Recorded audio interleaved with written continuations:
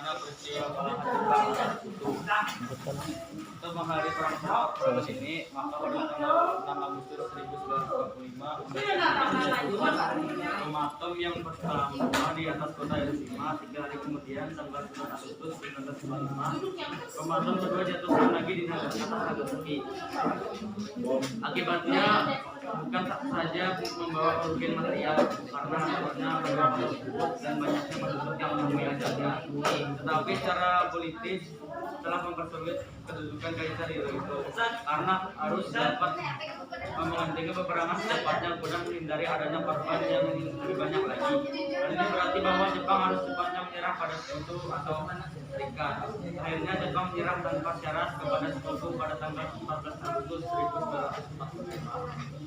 Ayat kedua, bagaimana penyebaran berita proklamasi kemerdekaan Indonesia? Berita tersebut menyebar melalui media massa, surat kabar maupun radio. Walaupun masih dikuasai oleh tentara Jepang, maka radio merupakan sarana penting dalam penyebaran berita proklamasi. Kemudian dengan radio koran dan selebaran berita proklamasi secara resmi dibawa oleh para utusan yang kebetulan menghadiri sidang PPK dan pelaksanaan tersebut di antara Muhammad Hasan,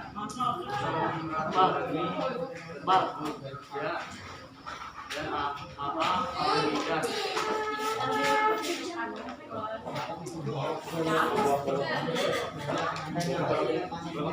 Kelompok satu jelas. Kelompok satu jelas.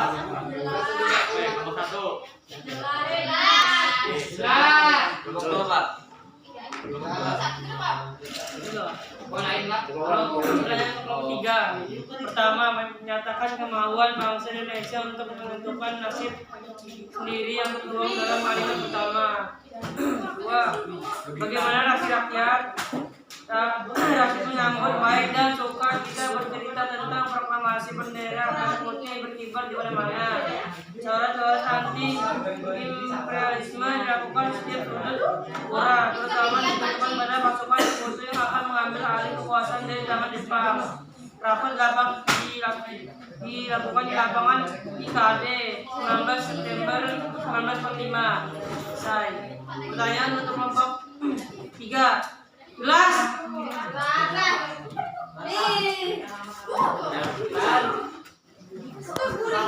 Pertanyaan dari kelompok 7. Mengapa pemerintahan Jepang akan segera memberi kemerdekaan?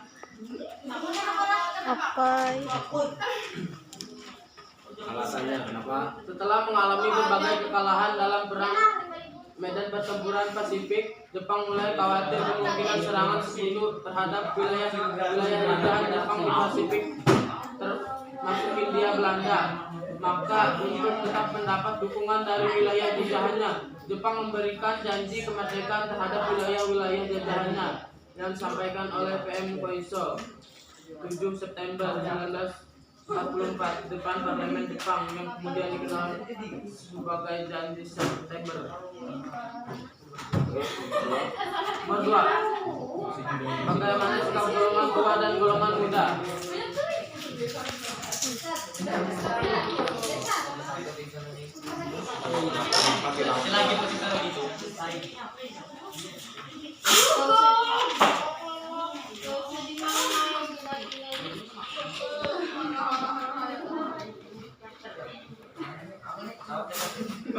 Golongan muda yang gagal meyakinkan golongan tua akhirnya sepakat dalam rapat mereka di Jalan Cikini 7 Jakarta untuk menjauhkan Soekarno-Hatta dari pengaruh Jepang.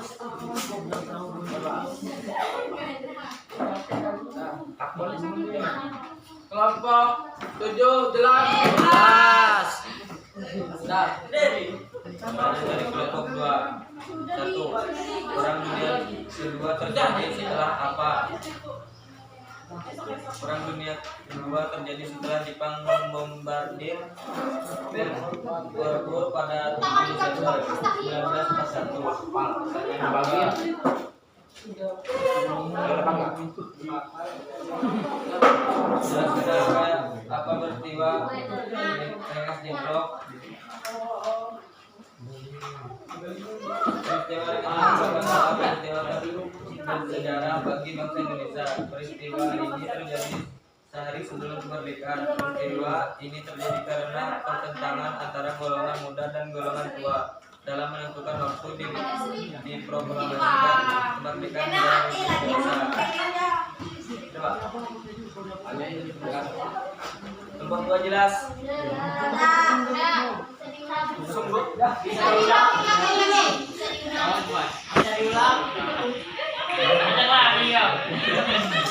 Ulang ya. Ulang. Oke. Ada kelompok dua.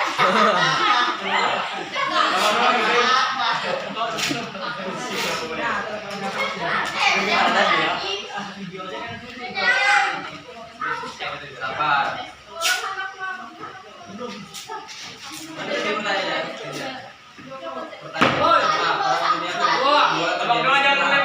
Kelompok duanya. Itu Bang kelompok dua. Jepang membombardir Pearl Harbor pada 7 Desember 1941. Tulis ya. Pertanyaan kedua, jelaskan apa peristiwa Rengas Dengklok. Peristiwa Rengas Dengklok adalah peristiwa bersejarah bagi bangsa Indonesia. Peristiwa ini terjadi sehari sebelum kemerdekaan. Peristiwa ini terjadi karena pertentangan antara golongan muda dan golongan tua dalam menentukan waktu diproklamasikannya kemerdekaan negara Indonesia. Sudah. Terus ucapkannya. Dua pertanyaan. Dua kelompok tadi siapa? Jawab yang dua kelompok tadi. Dengan kelompok tadi bisa tidak? Ada yang nanya tadi. Yang nanya.